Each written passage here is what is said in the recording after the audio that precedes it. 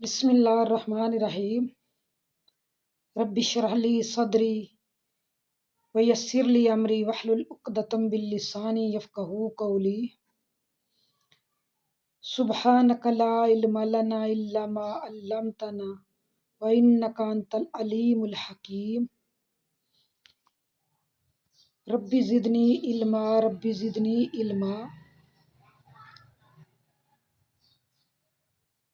آج کا ہمارا سبق ہے سورۃ البقرہ کی آیت نمبر 61 سے لے کے 65 تک۔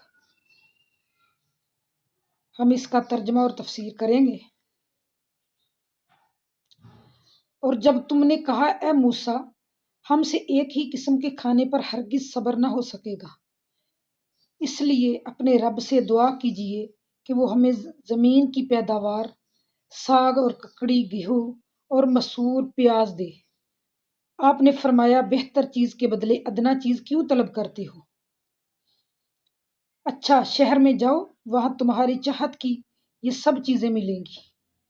ان پر ذلت اور مسکینی ڈال دی گئی اور اللہ کا غضب لے کر وہ لوٹے۔ یہ اس لیے کہ وہ اللہ تعالیٰ کی آیتوں کے ساتھ کفر کرتے تھے اور نبیوں کو ناحق قتل کرتے تھے۔ یہ ان کی نافرمانیوں اور زیادتیوں کا نتیجہ ہے۔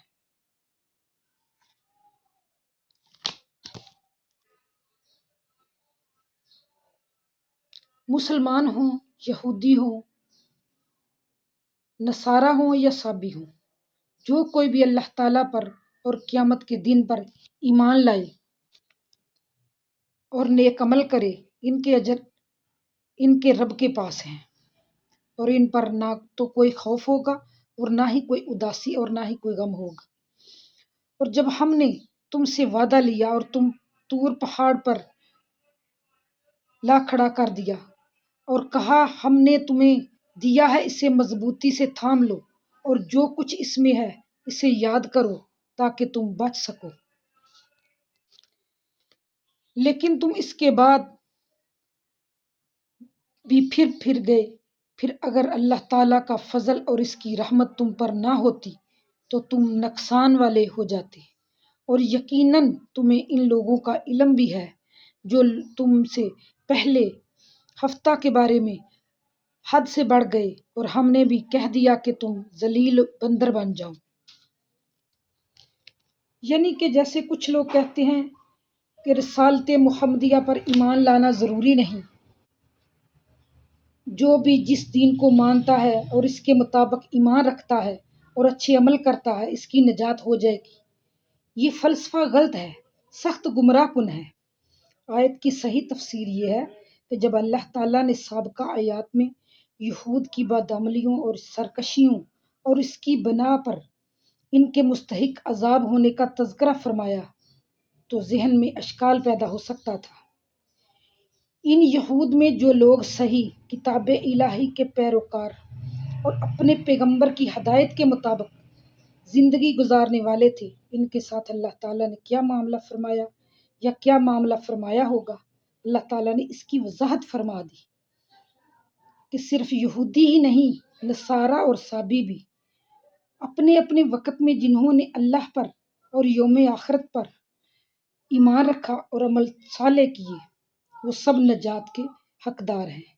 نجات اخروی سے ہم کنار ہوں گے، اور اسی طرح اب رسالت محمدیہ صلی اللہ علیہ وآلہ وسلم پر ایمان لانے والے مسلمان بھی اگر صحیح طریقے سے ایمان بالیوم والآخر اور عمل صالح کا اہتمام کریں تو یہ بھی یقیناً آخرت کی ابدی نعمتوں کے مستحق قرار پائیں گے۔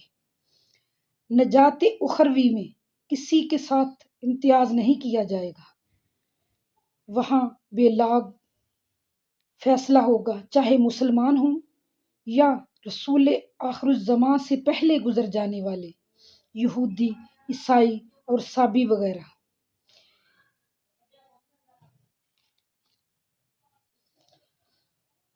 حضرت سلمان فارسی رضی اللہ تعالیٰ عنہ سے نقل ہے کہ فرماتے ہیں، میں نے رسول اللہ صلی اللہ علیہ وآلہ وسلم سے پوچھا، کیا میرے جو ساتھی عبادت گزار تھے اور اللہ کے احکامات کو پورا کرتے تھے، تو کیا ان کی نجات ہو پائے گی؟ تو آپ صلی اللہ علیہ وآلہ وسلم نے فرمایا، ان الذین آمنوا والذین ہادوا، بے شک جنہوں نے ہدایت پائی، جو ایمان لائے اور جنہوں نے اللہ تعالیٰ کے احکامات کو مانا، وہ نجات پانے والے ہیں۔ بے شک جب ان کی بدعمالیاں اور ان کی سرکشی اور بغاوت حد سے بڑھ گئی تو ہم نے ان کو ذلیل بندر بنا دیا، ان کی شکلیں ہی بگاڑ دی، ان کو دنیا کے لیے عبرت کا نشان بنا دیا،